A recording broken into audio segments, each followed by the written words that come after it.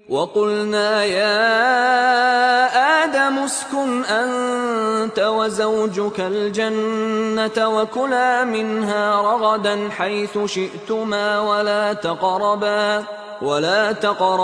هَذِهِ الشَّجَرَةَ فَتَكُونَا مِنَ الظَّالِمِينَ وَقُلْنَا يَا آدَمُ اسْكُنْ أَنْتَ وَزَوْجُكَ الْجَنَّةَ، اور ہم نے کہا کہ اے آدم رہو تم اور تمہاری بیوی جنت میں۔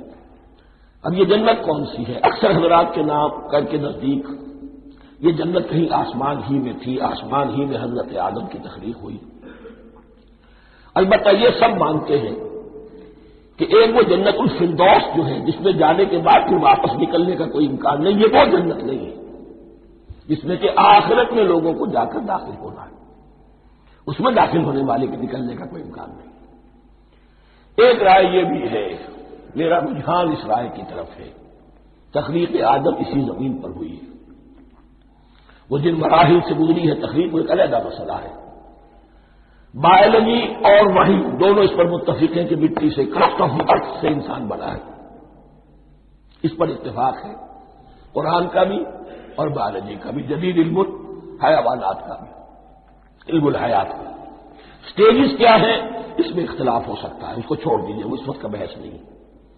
یہی کسی اونچے مقام پر کوئی سرسبز و شاداب علاقہ تھا جہاں حضرت آدم کو رکھا گیا، جہاں ہر طرح کے میوے تھے، ہر شے، لا تظمأ فیہا ولا تضحیٰ، نہ اس میں بھوک لگے گی نہ دھوپ تمہیں ستائے گی، ہر طرح کی چیز تمہیں فراہم ہے۔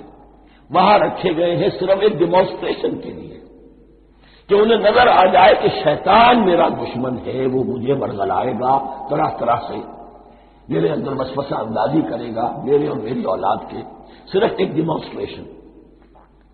اس کی مثال یوں سمجھیے کہ سلیکشن تو ہو گیا، سی ایس پی گریڈ میں کوئی شخص آ گیا ہے، لیکن اب وہ سول سروس اکیڈمی میں رکھا جا رہا ہے۔ تو یہ کوئی اکیڈمی ہو سکتا ہے اسی زمین پر، وہ صرف بتانا یہ تھا کہ تمہیں معلوم ہو جائے کہ شیطان تمہارا دشمن ہے۔ اس لیے کہ اس میں جو ایک لفظ حبوط کا آ رہا ہے، وہ حبوط صرف ایک ہی معنی میں نہیں ہوتا، دوسری معنی میں بھی ہے۔ اللہ عالم، یہ چیزیں پھر متشابہات میں رہیں گی، اس لیے ان کے بارے میں کوئی ایک رائے دوسری رائے، اس کے لیے ذہن سے، عقل سے بات کر کے ایک یا دوسری رائے اختیار کر سکتے ہیں۔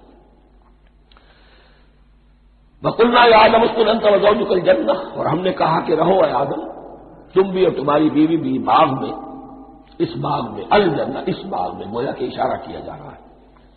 وَكُلَا مِنْهَا رَغَدًا حَيْثُ شِئْتُمْ، اور کھاؤ اس میں سے بافراغت جہاں سے چاہو، ہر طرح کا پھل ہے کھاؤ۔